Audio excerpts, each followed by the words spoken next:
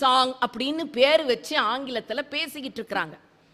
ஆனால் உண்மையில் title song, theme music என்று திரை உலகத்தில் அறிமுகப்படுத்தப்பட்டது எம்ஜிஆர் அவர்களுக்காக கவிஞர் கண்ணதாசன் எழுதிய பாட்டு.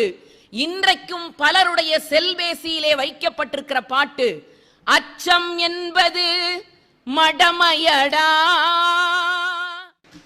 இந்த படம் நாடோடி மன்னன் எம்ஜிஆர் அவர்களுடைய தயாரிப்பு, எம்ஜிஆர் அவர்களுடைய அற்புதமான இயக்கத்திலே உருவான படைப்பு.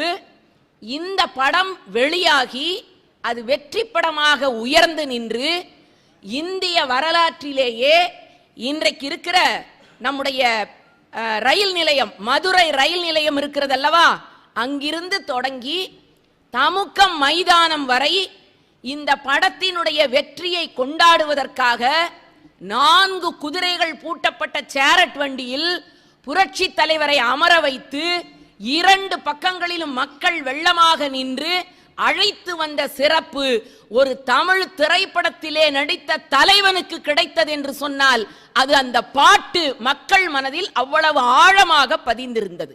அத்தனை சிறப்பு பொருந்திய அந்த பாடல்.